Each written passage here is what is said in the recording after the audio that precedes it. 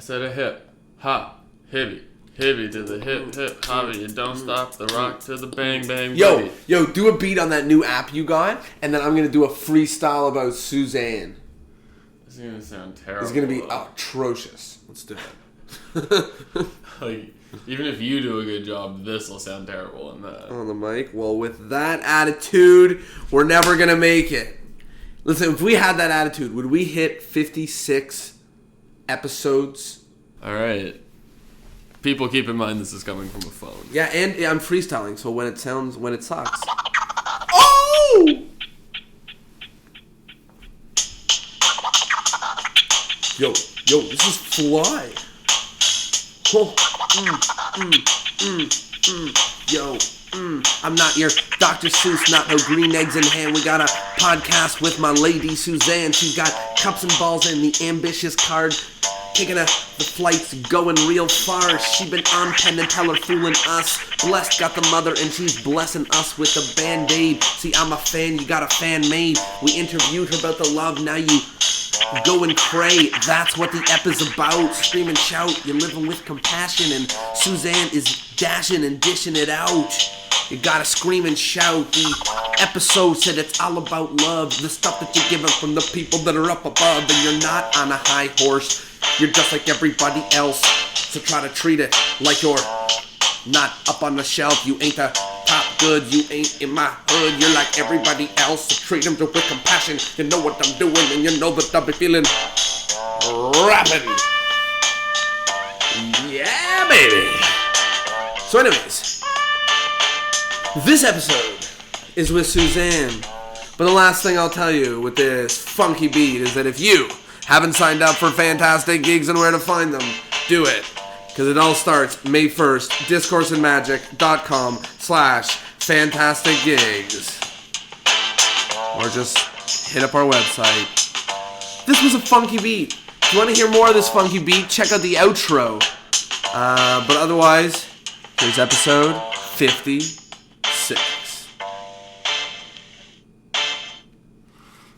That was mad good.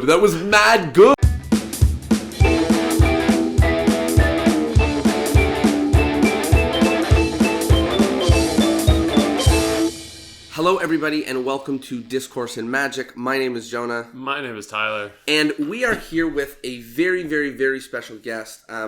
We met Suzanne last summer for the first time at... I know, I usually say who the person is at the end, like a good introduction, but I just spoiled it. But anyways, we met Suzanne this summer at Sorcerer Safari Magic Camp. She came up. She is absolutely fantastic. You've probably seen her on Penn and Teller Fool Us. You've probably seen a lot of the work that she's done at the Magic Castle. And really, I'm just so excited to dive right in and chat with her. Here she is, Suzanne. Suzanne, how you doing? Hey, hi guys. I'm so excited to be here. We are so excited to have you. Have a legend with us. So I'm very excited to dive right in. How have you been? I've been great. Just loving the Minnesota weather and loving life. You know, I saw a photo of yours. I don't remember where it was, but I saw a photo, and maybe it was through Facebook or something, and you were sitting on a horse in a beautiful background, and all I thought was like, really looks like she's enjoying herself. Well, yeah, I have a horse. That's my other passion. So if I wasn't doing magic for a living, I think I'd try horse training for a living. Wow. So speaking about passions, let's sort of dive in at the beginning. How did you get into horse training? No, I'm kidding. How did you get into magic? Getting into magic it sort of fell on me, if I could say it that way. I was a computer programmer. That's what I went to college for. So, any of you young college age guys out there, go to college, okay? College is really important, and so I was a computer programmer for a while, and I just met this guy on a dial-up thing. This was before the World Wide Web. A dial-up thing to play games on. And he said that he was a professional magician. And I did some little card tricks when I was a kid, but I wasn't like a magician.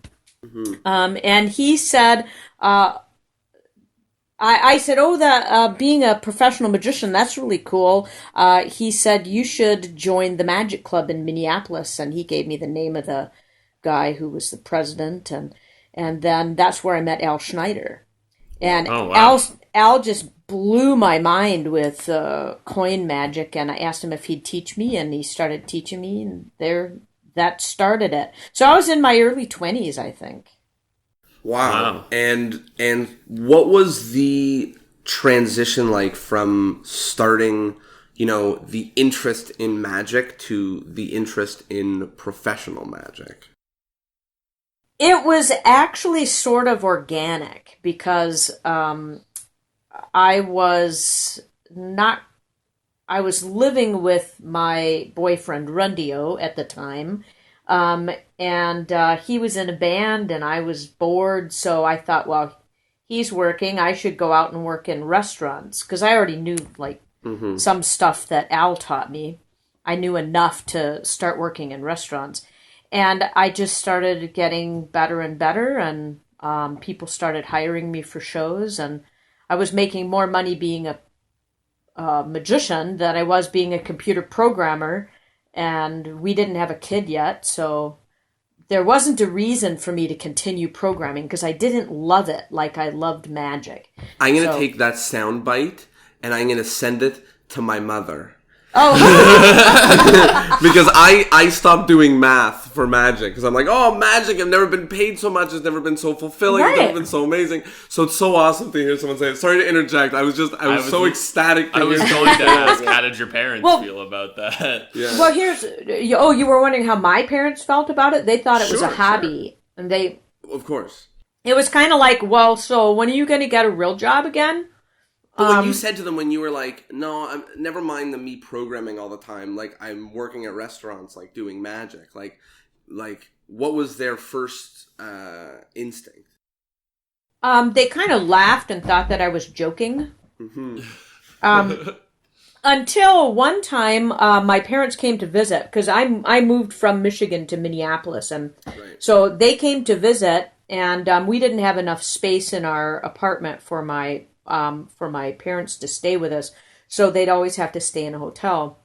And one of the shows that I did was a barter thing where I did 2 hours of strolling at this really like a 5-star hotel, and they gave me 3-night stay and dinner for 2 for every night. Oh, very nice. And I kept that voucher for that.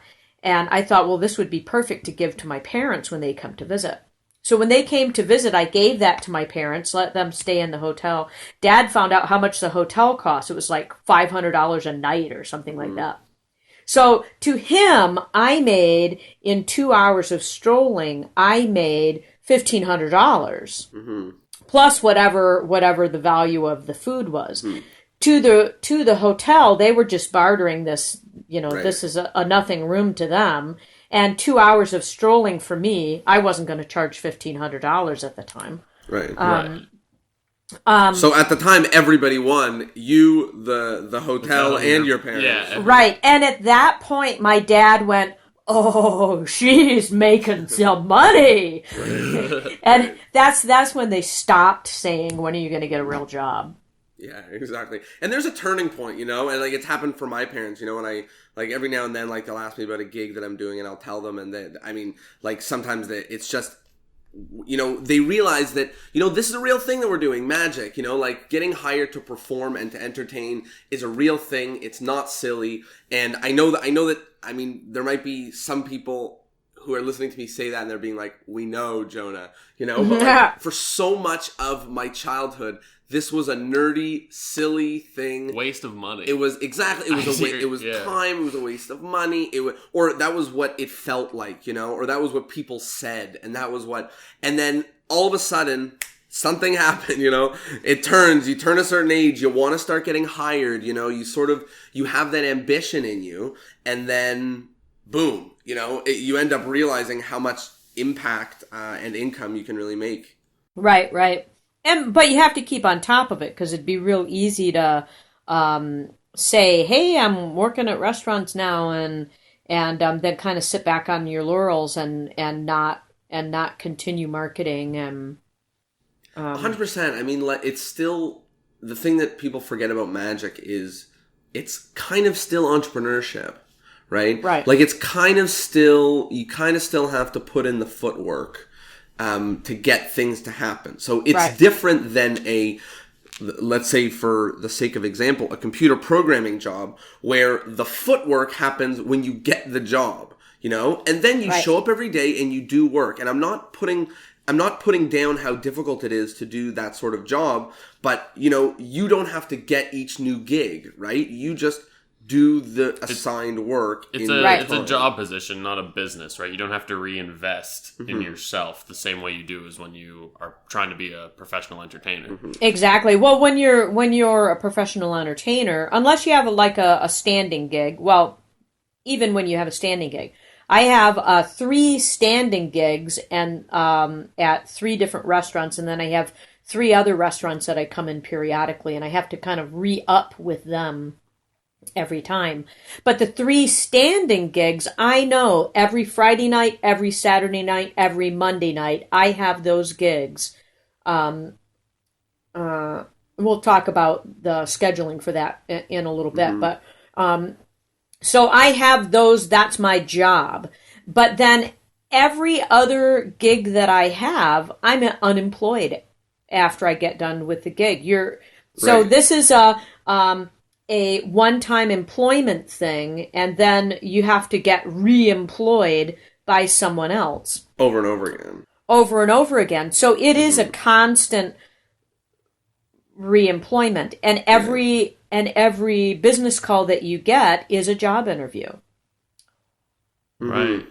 So let's dive into that because you're sort of the resident restaurant magician, and you know, restaurant magic is in my brain sort of the version of magic where you do not need to fight for re-employment as hard, right? So it's so amazing, restaurant magic, because you have this place which is yours. You know, you get to say to people like, come every Friday night, you know, like that's where I am, that's where I'm performing. And it becomes like that coder job, you know, like where you show up, you perform magic, you get your amazing hours worth, and then you know that it happens the next week. So let's dive a little bit into that. How did you start finding restaurant gigs? I know that you sort of just dipped into the story that you when I met Al. Yeah, exactly. But how did that sort of unfold to really you being the restaurant maestro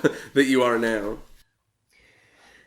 Well, when I first started out, I was just kind of doing it just for giggles because I was still working as a programmer. And I don't know if ground round restaurants are even out there anymore, but if you guys Google ground round restaurant, you'll know the level that it is. They had a clown there doing balloon animals, and I figured, well, if they had a clown there doing balloon animals, of course they'd probably also want a magician at some point. So there were about 10 ground rounds in the Twin Cities area. So I called them all and got interviews with most of them. This was 30 some years ago, so I can't remember exactly the numbers, but so I got interviews with most of them, and I got gigs at 2. Well, I had a regular job. I could have probably kept interviewing and got gigs at more of them, but 2 was about all I could do and still have my full-time job. So I was working Friday night at one, Saturday night at the other one, and I was really getting my chops up and really honing my interaction with the people. I was learning how to approach tables. I was learning how to step back when the server came up. I was learning all the ins and outs of the restaurant magic. And then Eugene Berger came to town soon after, within 6 months of when I was working the ground round restaurants. And he was talking about upscale restaurants, working in upscale. And I thought, wow, that's actually better, because the only shows I'm getting from these ground round restaurants is little kids' birthday parties, right, which I had to learn a whole other genre of magic that I enjoyed little kids' birthday party shows, but you can't make as much as you can with corporate. Mm-hmm. And so I really wanted to do corporate, and I really wanted to do good sleight of hand magic, which little kids' birthday party magic, you don't They don't appreciate so much. They don't appreciate it so much, and you're working pretty hard for the kids when, Hippity Hop Rabbits is great, and then doing animal balloons for everybody at the end. So I did the little kids' birthday party magic through the ground round, but then after Eugene came to town and told us about working upscale restaurants, I thought, geez, I got to get an upscale. How do I do that? So I asked Eugene, how do you do that? And he said, you really need to know someone. And he is so right. Now, can you get upscale restaurants without knowing anybody and everything is cold calling? Absolutely you can. I have never had to do it that way, though. So Eugene gave me the name of this guy who was the head chef general manager of the hottest nightclub, restaurant nightclub in Minneapolis. And I called the guy, and he used to work with Eugene in Chicago. So this guy understood how restaurant magic worked, and he understood the value of it. So that's the hardest thing that you have to get, that hurdle that you have to get over, is getting the general manager or the owner of the place to understand the value of restaurant magic. Because when you think of magic, when a lot of people think of magic, they think of little kids. And for the upscale places, if you say, hey, I'm a magician and I'd love to work at your place, they say, well, we don't ever have kids come. Yeah. So, you're not going to be of value to us. And they don't understand that value. So finding somebody who understands the value is really, really key. So I got in with this guy named Toby, and because Eugene introduced me to Toby. Mm-hmm. And Toby hired me for that upscale nightclub restaurant place. And I worked there for about 6 years. And as places do, they close. And after that place closed, Toby opened his own place, and I worked there for a while. And then the city stole his block for a parking lot, which really sucked for him. But sorry, Toby. But then he opened a place called Gianni's Steakhouse with this other guy. Or he didn't actually. He wasn't an owner. He was the one consulted for the menu, and he was the head chef there for a while.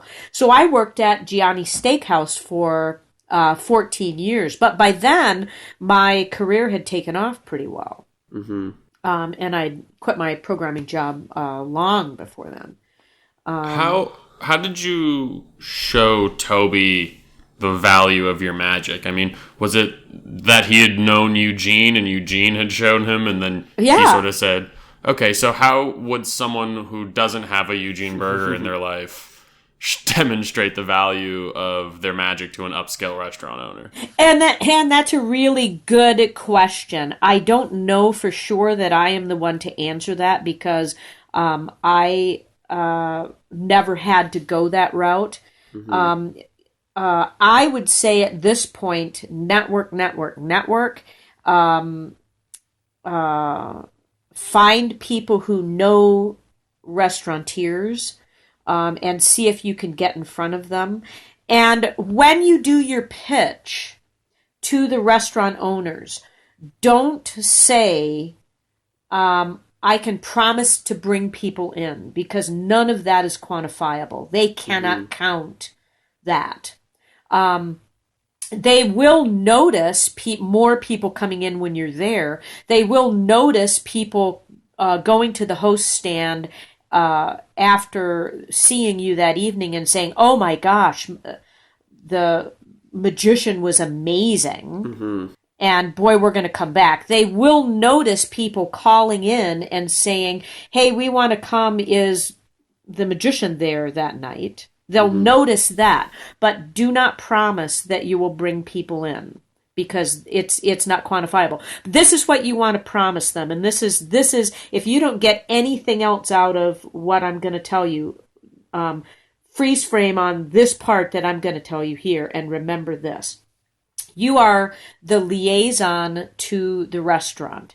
You are there to help the servers when they're in the weeds.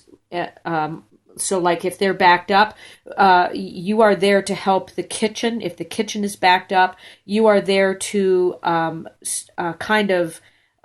stall time for people waiting for their table. So if the waiting area is really full, you go into the waiting area, and if you're there for 10 minutes for one group who is like, hey, our reservation was at 7 and it's now 7:10 and I don't have my table yet. Well, if you're there for 10 minutes, it can be 7:20, it can be 7:30, and they won't even notice the time. And so you can make it so that the places before the customer gets unhappy or distressed or uncomfortable or whatever with the restaurant, before they even get upset, you can buy that needed time, and 10 minutes can save a server. And so that is what you're there for. You're not there to you're using magic as the vehicle to buy that time. Yeah, you're a tool for the restaurant. Right. You're a tool. You're a liaison. You're part of the atmosphere. Like the music is part of the atmosphere. The paintings on the wall, is part of the atmosphere. The carpeting is part of the atmosphere. You're part of the atmosphere. And if you can help make that atmosphere, one, lively, fun, and buy the time for the servers that the servers need, and buy the time for the kitchen that the kitchens need, that is your value. So this isn't about you, the magician. This isn't about showing how amazing you are and showing your skill. This is about buying time and creating a lively atmosphere for the restaurant. Yeah, I mean, and it's true for all magic, how much you are you're there to serve the people who are hiring you, right? But it's even more true for a restaurant, because the truth is their motivation is get people in, give them food, give them drinks, and get them out, right? Right. And that's what they are trying to do. And our job is to do things that help that, not that impede that, right? So we're not keeping people staying at their table after their meal, while there's people waiting at lines, while there's people. No, that's us looking good for ourselves. It's exactly what you're saying. We're entertaining the people at the door, making sure that they don't walk out because they realize that there's a 40-minute wait instead of next door there's a 2-minute wait. Right. So it's important to just realize that, and I really love that you brought it up, because we forget so much in this quest for our own success, that each individual gig is about the client. Exactly. And serving the client the best that they need. Exactly. Go ahead. You mentioned that you work Fridays, Saturdays, and Mondays, and that you wanted to talk about scheduling a little earlier on. So is there anything you want to speak about in regards to how you've scheduled yourself currently? Yeah, when I started working on Fridays and Saturdays, those are like prime nights for parties, right? So what happens if you're making a fraction of what you would make for a regular show at the restaurant? But then you get a client who wants you for their corporate party, and they're going to give you $1,500. You'd be an idiot, business-wise, to say, oh, gee, I can't because I'm making a fraction of that at the restaurant that I work. So I go into each restaurant saying, this is my regular rate for a private show. This is the rate I'm giving you because it's going to be an ongoing basis thing.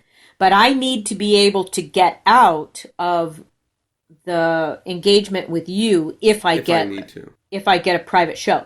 And that's if I'm traveling or whatever. Mm-hmm. So that deal is made right in the beginning. That's part of it. That's part of it. Right. And that shows a lot of foresight. Understand. Yeah, they totally understand that that's how the business has to work. Yeah, and I know a few magicians in Toronto that do this. Do you offer them a replacement magician for the nights you can't make it? I do not. Now, if I was working a family-oriented restaurant, I would, because it's for the kids who come out for it. Right, exactly. There's got to be a magician there. Yeah. The places that I'm working, they're all upscale places, and they're coming there to see me. They're not coming there to see a magician. They're coming to see Suzanne. It's not tired parents who want to distract their children for a while. Right. Yeah. So they're bringing their business people from out of town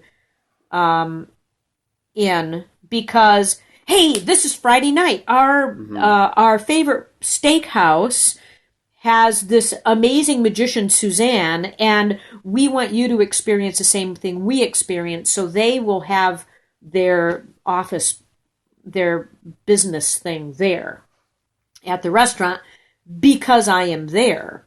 Mm-hmm. And they want their business friends to experience my magic.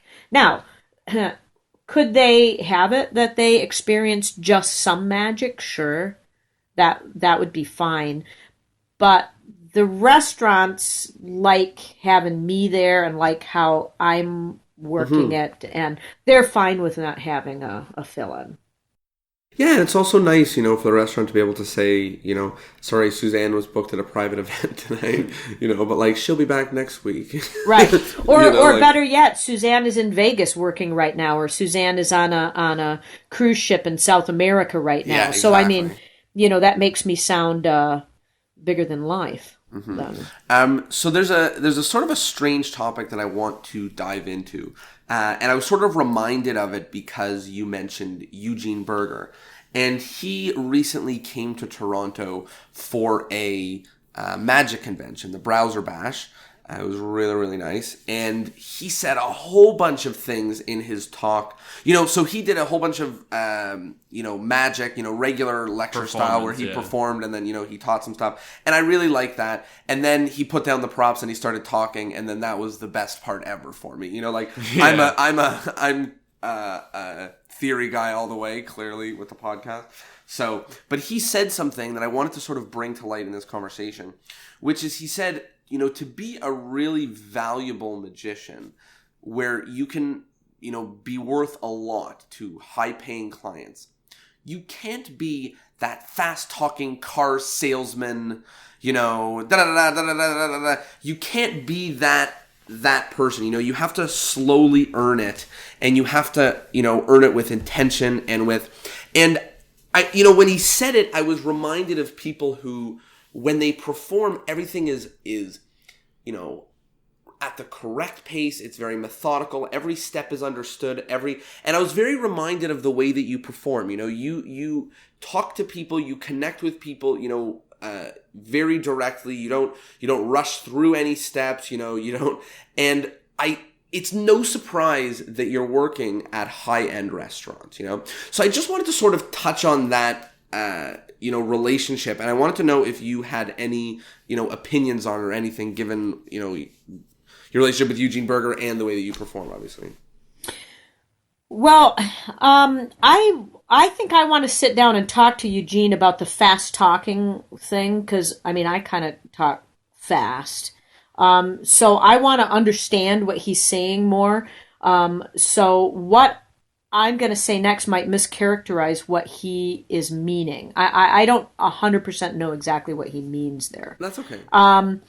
I think that what he's meaning by the fast-talking used car salesman guy is that guy doesn't actually see the other person and that they don't try to connect with them on any type of level. They're just Right. given their spiel like a telemarketer, or, that they don't listen. It's not a conversation with the person. It's doing magic at them. And I think that's what Eugene is talking about. The fast talking phrase is the one that confuses me a little bit, because I think you can talk fast in your performance, but you need to be willing to have breathable space in there for your audience to interject. I think them being able to interject allows them to be part of the performance. And if they're part of the performance, that's how you connect with them. And you actually need to be able to hear them. One of the things that he was talking about, and he was really saying over and over again that I think relates here, is he was mentioning how, magic is about the experience of the audience, right? Right. So, I think what you're saying is dead on, which is that, it's not about just speaking fast. Like, speaking fast isn't a problem, but it's about the being blind to other people, and also not giving them, not just speaking fast, but then there's that time, those pauses, those moments, those organic. Exactly. Moments, and really pulling the value out of those moments, not rushing through them, giving them opportunity to really experience that. That's what I think. I think he used the term car salesman to be like, you can't be stuck giving your pitch. Right. You have to be responsive to the situation. Mm-hmm. And I think that's what he's saying. I think it's not about talking fast. I think it's being stuck in your script. And that your script has only one direction that it can go.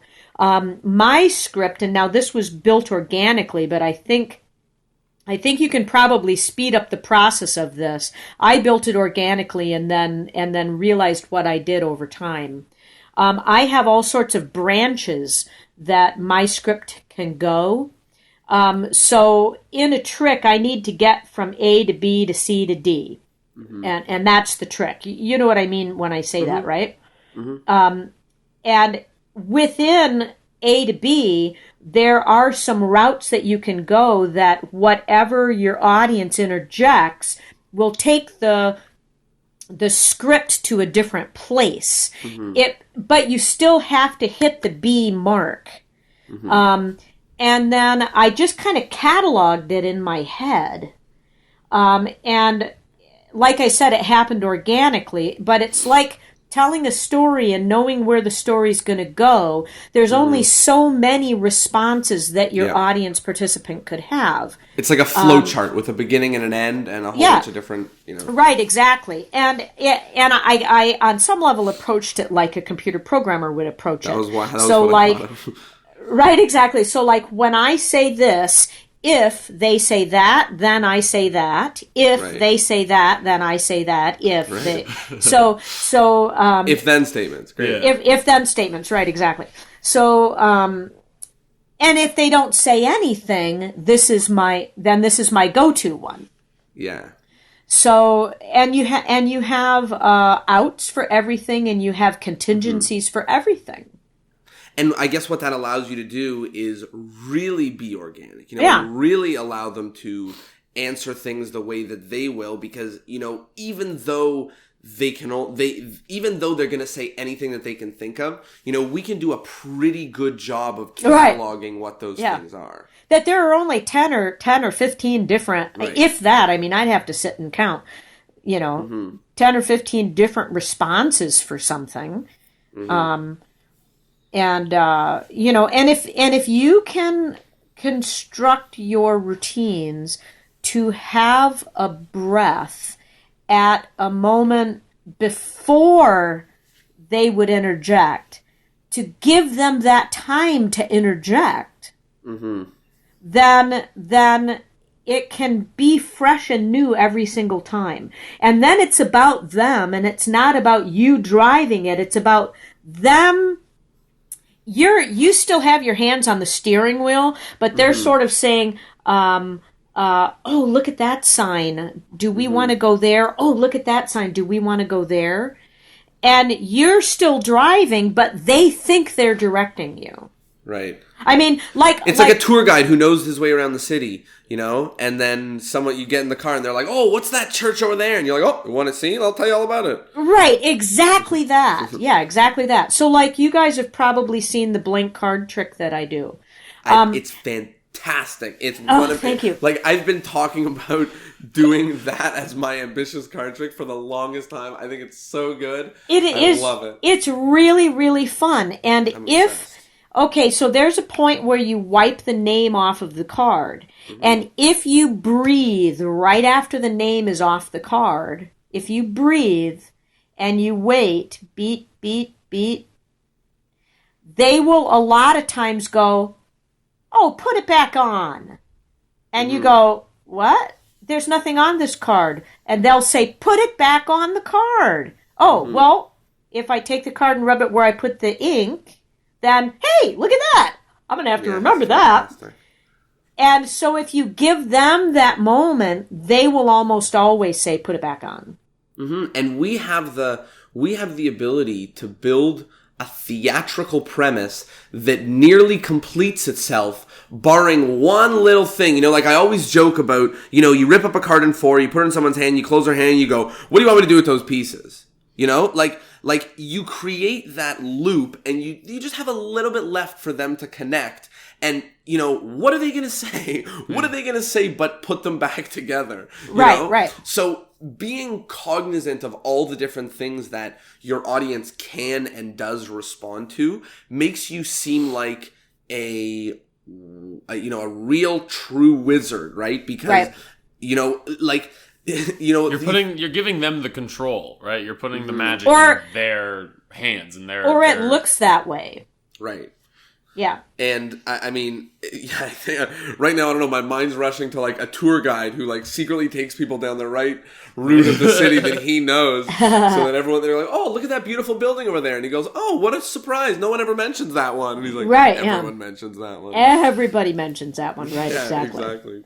That I think is really valuable. And I think it's important to remember that we're connecting with people, and especially when we're doing restaurant magic or anything walk around close up, we're going into somebody else's personal space, and even if they know that there's an entertainer there, even if we're going into their space and we have to try our best to really make an impact and really deliver and touch them and do the things that they want. And if that means, almost making them want something in order to deliver it, that's what it means. That's what the miracles that we do. Well, go ahead. Let me add to that. And even if that means that you leave them alone, then that's what that means too. Because if you try to do magic for people who don't want to see it, then that's bad for magic. You know what I'm saying, right? So let's talk about that, the approach to a table. One thing that always resonated with me was something that Jay Sankey had said many years ago, which is the reason you don't ask if somebody wants to see magic is because they are not qualified to answer that question because they don't know what it is that you offer. And I always thought that was really funny. But there's also dueling things in my head. The first says, yes, I kind of want to get my foot in the door so they can see what I do because I really know that they're going to love it. But then the other part is on what you were talking about, which is I don't want to shove what I'm doing down the throat of somebody who doesn't want it. Right. So how do you approach that sort of that fine balance, line? Yeah. Well, I hate to say that I don't agree with Jay Sankey on this. I really like and respect Jay Sankey. And at the same time, I don't agree that they don't get to decide. Now, it could be a very regional thing. See, I'm in Minnesota, and we're all very nice here. So, in fact, we're so passively aggressively nice that it'll hurt you. They'll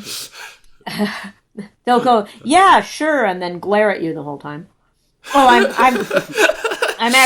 I'm joking about that, but what I do, especially in the restaurants, oh, well, I guess it only works in the restaurants, is I make it be that the server sent me over. Whether the server sent me over or not, the server sent me over. And the server also compliments the people at the table, right, whether the server did or not. But in my opening, I say, "Hi, I'm Suzanne here at Birch's." That's one of the restaurants where I work on. "Hi, I'm Suzanne. I'm the magician here at Birch's, and your server sent me over. She said you guys are the coolest people in the whole place and that you'd like to see some magic." Wow. And they almost go, an amazing opening. "Magic? Sure."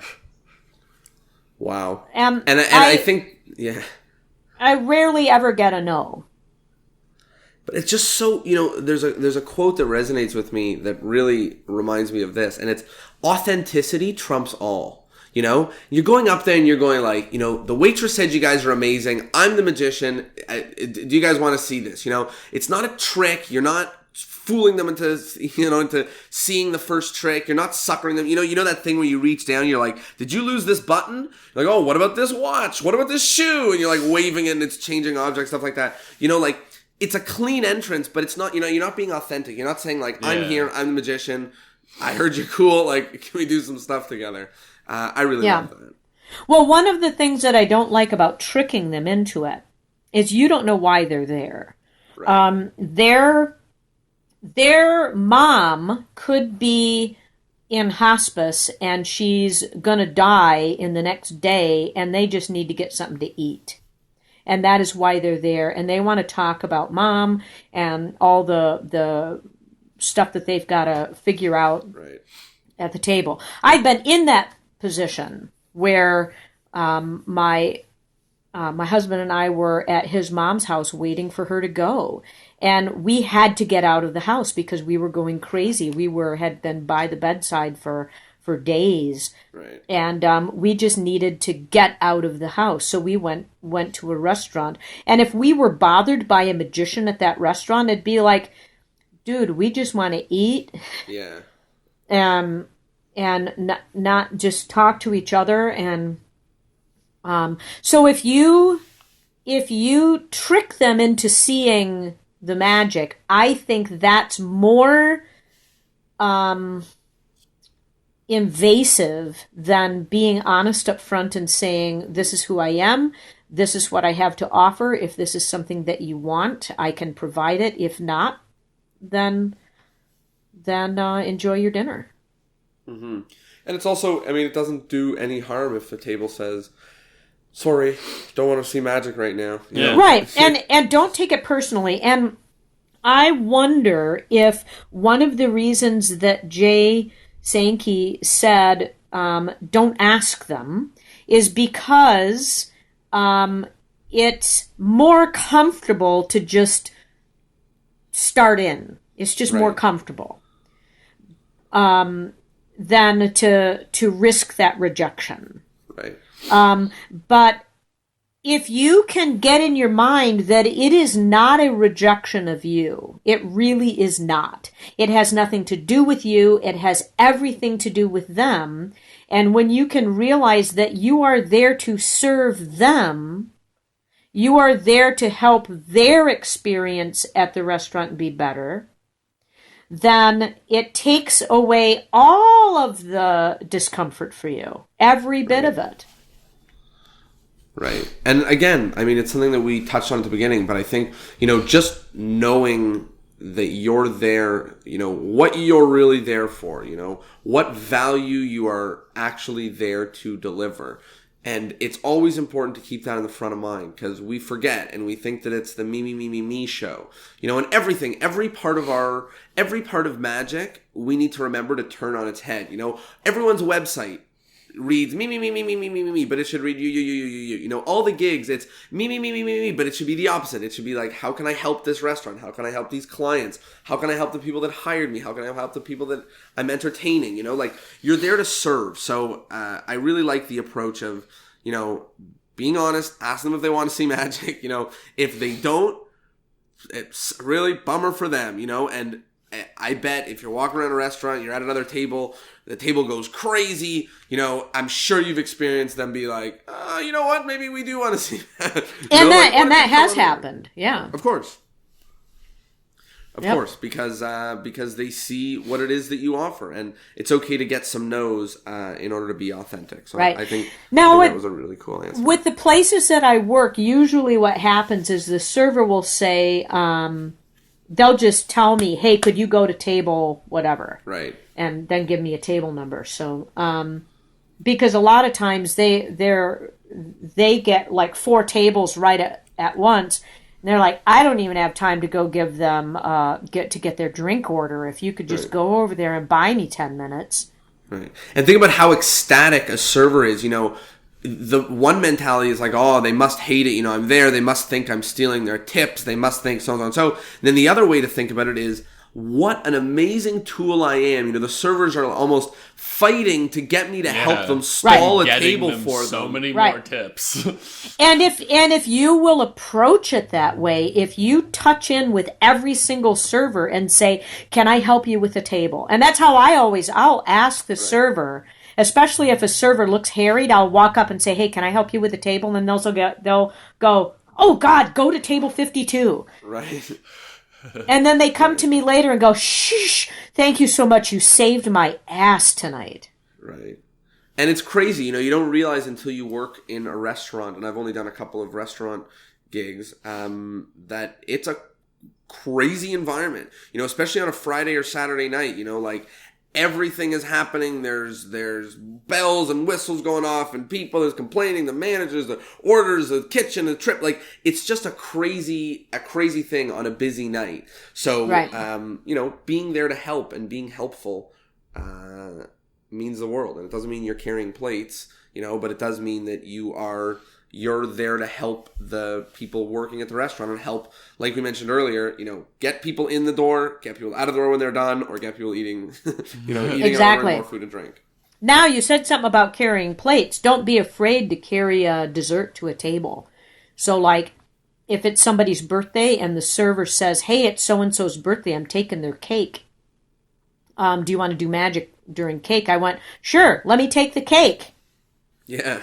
And then you show up with the cake and say, I brought cake for your birthday. Right. I also brought magic for your birthday. That's amazing. How fantastic, right? So don't be afraid to carry the cake. Don't be afraid to, if you see a fork on the floor, don't be afraid to pick it up and take it and put it in the kitchen. You're part of the team now. Yeah, you're part of the team. The servers will notice it, and the more the servers see you there to help them, the more they go, wow, we can really depend on her, and doesn't that make this place nicer when she's here? Mm-hmm. Wow, that's super valuable, and just remembering to be, to be awesome when you're there. It's not all about working you. For the restaurant, right? Right. I mean, it's not the you time. I think that's one of the biggest faults in a lot of magic performance that I see is like people are so worried about what people are going to think about them and worried about whether the tricks are going to work, and it's all their own ego, right? It's all about like, is this going to reflect badly on me? Whereas I think what you need to be worried about is whether or not your audience is going to experience something truly magical and fun and exciting. Right. So I want to dive into, just before we sort of wrap up, the topic for this month, because I think that it's something that I want to touch on in whichever way you'd like to. But it's all about motivation. And I think that, and we spoke a little bit earlier about how magic is entrepreneurial. And anything where you have to be the person who moves the needle, you have to be active about both getting gigs and approaching tables, and keeping it, like all of these things, getting a website, getting business cards, giving them out, reaching out to clients, like all of these different things are active. And I don't want to say it takes a lot out of you, but I will say it's a lot of work, right? You need to have your whys in place. You need to have your motivation in place. And I just wanted to find out sort of what yours has been and what the journey's been like for you. Well, for me, since I started not really thinking about being a magician in the first place, and that it all happened organically, I had to decide how let's say, famous I wanted to be. Right. I'm not really that interested in being famous, like, David Blaine famous, or Right. I'm happy to be a house magician at a restaurant. I'm happy to be the magician who comes to a house party or do a corporate show. And I've been so fortunate that I honestly haven't had to work that hard. Now, when my husband cleans up this audio and listens to me say that I haven't had to work this hard, he's going to yell at me because he thinks I have worked really hard. And I think maybe why it doesn't feel like I've worked really hard to me is because every single bit of it was a learning experience and really super fun. And so it hasn't felt hard to me. It might be different if I was trying to be really famous. But I have gained some notoriety by working at the Magic Castle and doing some lectures and stuff like that. So I have been able to travel a lot. So I have actually become more famous than I had anticipated. Kind of started out to be. So it has been very organic for me. But I did have to think ahead of time of how do I want to build this into a business. Right. And, you have to have your business cards. You want to have a nice looking logo. You don't want just a bunny coming out of a hat. Right. I mean, you can have that. That's okay. That's kind of how I started, with a bunny coming out of a hat. But then I was very fortunate. I had a lot of help along the way. Stuff that is sort of like I was destined to do magic or something. This one guy, I don't even know who he is, designed my logo for me and just gave it to me on a napkin and said, "Here, this would be a great logo for you." Wow. And I still, this is like 30 years ago, and I'm still using the same logo. And wow. And I've had people who've this thought just came to me now, why I think this is because I connected with them on a level that it made them feel special. And so when you can connect with someone on a level that makes them feel special, then they want to help you. And now, you can't fake that. You can't go, "Oh, see that guy right over there? If I can connect with him on a special level, then he'll help me with something." He'll feel that, like the used car salesman that Eugene said. This has to be authentic. It has to be authentic. It has to come from your heart. And it has to be about loving the person, loving the people you're performing for because they're people, right?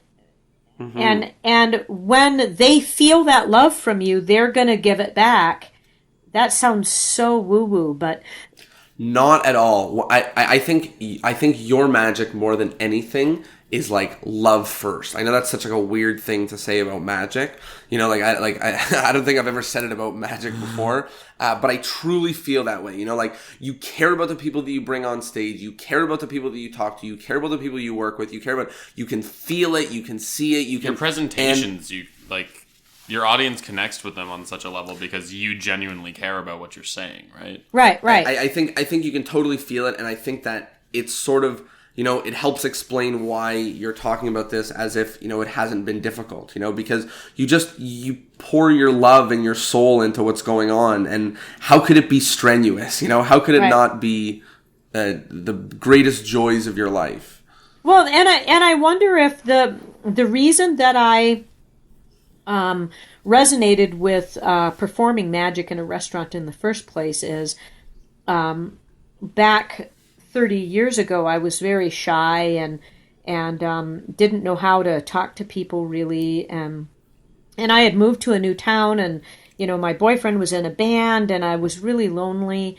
And I thought, well, I can do this magic thing. And, that was my vehicle to meet people. And so I used it as a vehicle to meet people, and it was an icebreaker for me. And then I realized that I could make that connection with these people and then they wanted to know about me, right? So they wanted to almost be friends or something, which Right. I am sort of an introvert, so I wouldn't be able to be friends with all the people I met, but but I was able to start learning about relationship and how to build relationship with people and how to actually talk to people one-on-one, and which helps you with your networking, right? Like it gives you an avenue to sort of, learn how to be memorable and connect with people. Right. But it had to be done on an authentic level. It couldn't be done on a me-centered level. It had to be on a them-centered level. Here's the thing about selling, not used car salesman selling, but actually being good a good good salesperson, is that you want to kind of emulate them a bit. Right? You want to have the same energy level. You want to have the same body language to a certain extent, and you need to learn how to read that, and learning how to be almost a chameleon. So, like, you can be a certain way with one group because that group has a certain energy about them. And then you move to another group. Okay, so the first group might have more of a serious energy. You can be more serious. But then the next group has a, whoa, dude, kind of energy. Right. And then you can shift over to that. So if you can learn how to shift with them, they felt seen. Does that make sense? For sure. And that's all we want in communication and in relationship, is we want to be seen and we want to be heard. And if you can just set your ego aside and know that this is about them, and then you see them and hear them, then the world opens up. Mm-hmm. Wow, that's a beautiful note. But it's so true, like one of the best books I've ever read in my life was How to Win Friends and Influence People. And I loved that book, and when I first read it, I had a problem, and I was like, if I really want to affect people and I really want to reach them, should I really be reading a book full of tactics to do it? Right? Doesn't that sort of seem like I'm cheating the way through? I'm cheating. Disingenuous. And I think it was in the book, but you realize that all it is, the book is full of things that you should know about reaching other people. One of them is smile. One of them is people's names are really important to them and you should say it a lot. One of them is care about what other people are doing with their life. Someone is the most important topic to themselves, right? Like, people are their favorite topic, right? Like, all these things are not, this isn't a sneaky tactic. This is just this is how you reach people. You care about them. You smile. You talk to them on a personal level by talking to them about who their name is, their interests, what they do, what they love, what they are, who they are, right? So I just wanted to bring up that, it's not, this isn't tactics. This isn't like a sneaky thing to mirror the way that they, it's not NLP. It's no, you know what it is? It's a paradigm shift. Right. Is what it is because we are, as magicians, all of the books are about how powerful we are, how, the whole kind of history of magic was, I'm the amazing whatever, and I have this power. And so the evolution of magic has just made us as magicians kind of egotistical and on a higher level, and we're smarter and we're better because we know how to do it and they don't. Well, if that's the way that you're going to approach it, that shuts them down right away, and it makes it so they aren't seen and they aren't heard. So if you have a paradigm shift and you realize that the magic isn't about you and that the magic is about their experience, then that puts you on the same level as human beings who then can interact, and that you're just presenting the storyline for the interaction. That's the only thing. And Wow. Now part of this thought process could be, I'm a mom. I hate to say that being female has been an advantage, because I don't want it to be that, but on some level I think being female has been an advantage, because we had to learn early on to put ourselves aside and listen to, just societally. Do you know what I'm saying? Yeah. So I learned that from being a little kid. You listen to what the person says and then you respond. You don't drive the conversation. And so I kind of hope that it's not that. I hope that, I've met a lot of very compassionate guys, so Yeah. I've got to hang out with you. Well, I really like the way you worded it the first time. Which? Oh God, you did it so beautifully. There's no way I could repeat it.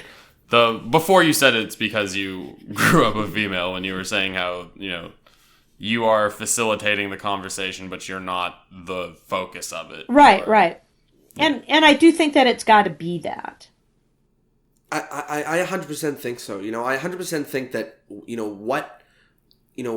approach that you come to each performance with, and each interaction with in life, because we're talking about as well, like the networking, but, each performance and how you arrived at that state of being doesn't matter, because honestly, someone is hopefully listening to this and maybe they'll change from being a them-centric person to realizing that it's someone else-centric. So, even if it was because you learned so many things being a young girl, now you're able to put that into the world, and, however it was that brought that, it doesn't matter, because, that's, you're able to connect with people now because of that. And I think that's fantastic. And I think that that's sort of a really awesome takeaway that people can get from this, which is, go to each interaction looking to give value to other people.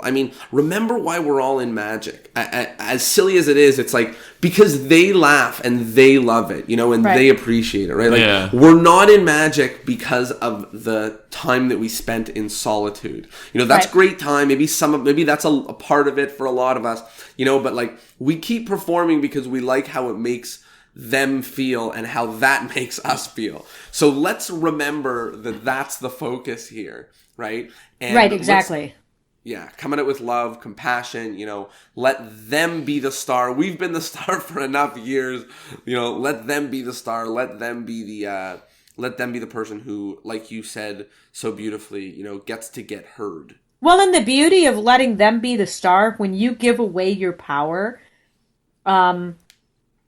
they give so much more back, Mm-hmm. So giving away your power to let them be the star, you get it back tenfold.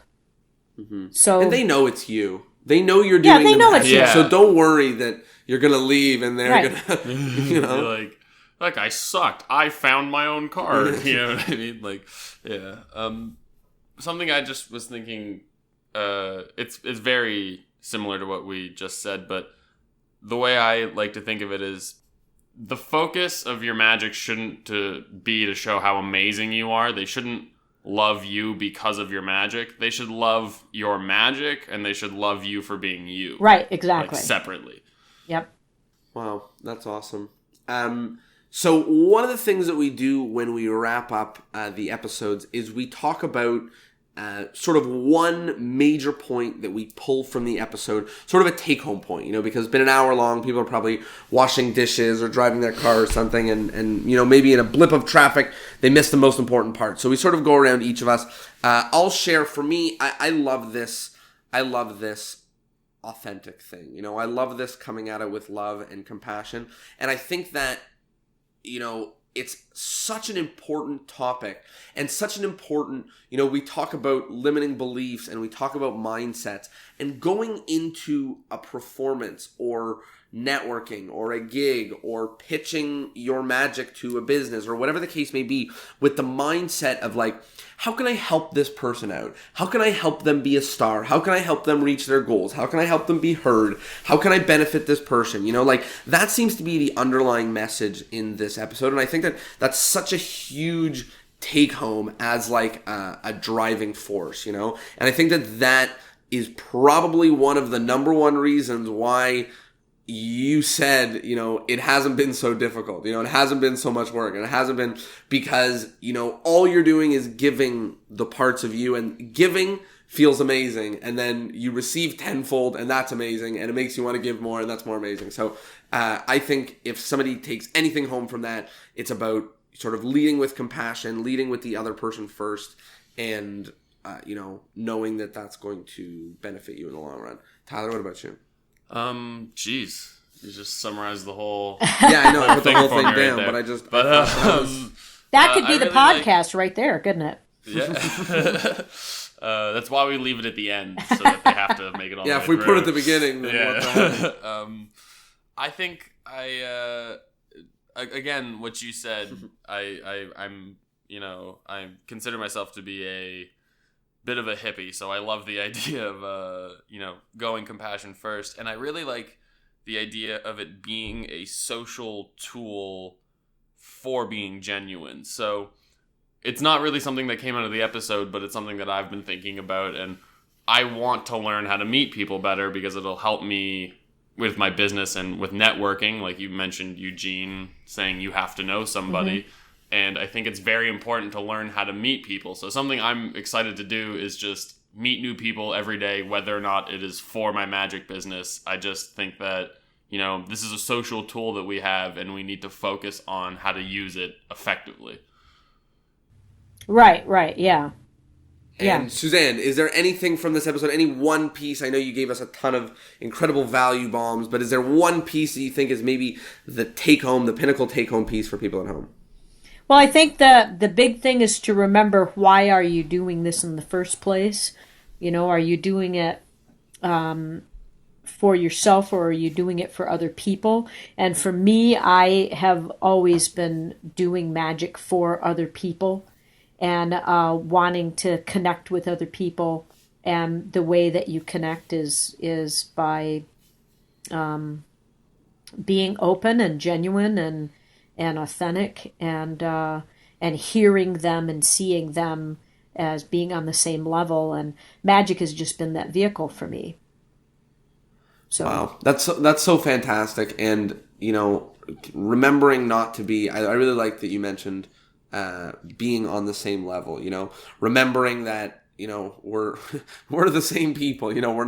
We aren't actually wizards. We just stuck to doing magic, and we love doing it, right? Right. And magic more than anything, magic more than, and who said this on Gazzo said this. He said, like, magic, you can be learned, basically, right? So we're in it, like he said it a little bit more abruptly, but we're in this because we love it, right? And we're not in this because we were born and we realized that we could move metal with our minds. You know what I mean? Right. Like, we are not better than other people. We just love magic more, and we do it, and that gives us a ton. So I think that's really important to keep in mind.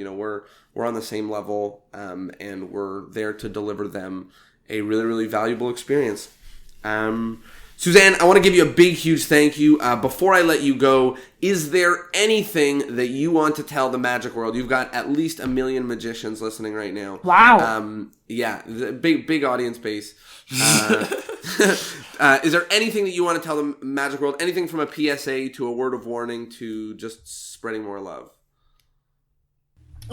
Let's see. Be nice to your audience participants. Be nice to yourself. Don't make anybody do anything that they don't want to do. And don't you do anything that you don't want to do. Wow, that's it seems like simple advice, but like it's so great. If you perform the magic you want to do, the best advice is simple, right? Yeah, it is. Yeah. And I'd just like to say big, huge thank you. I thought this was a really valuable episode because I think we really drove home the point of love and compassion. And I think if everyone, if everyone's magic and everyone's performance is love first and compassion first, magic is going to move very, very, very quickly.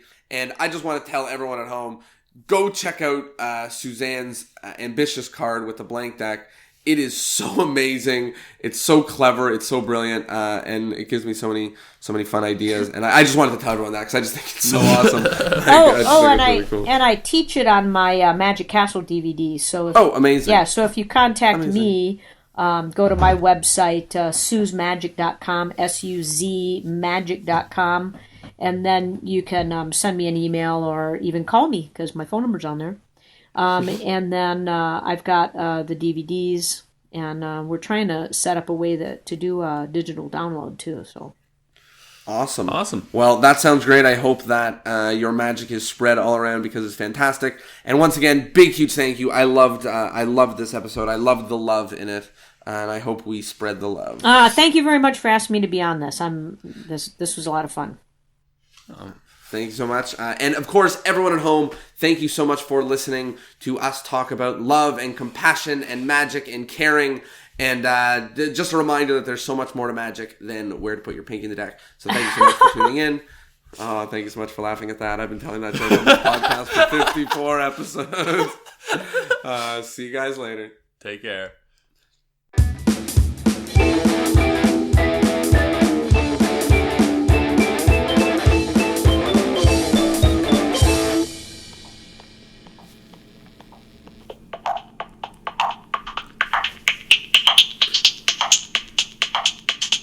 Yo, I'd like to thank you all for joining Suzanne's Jamboree Big Huge Party Mix 12. Tonight is going to be the craziest night of your life, so please jam with us, jump around, because we got some crazy tunes running all night long.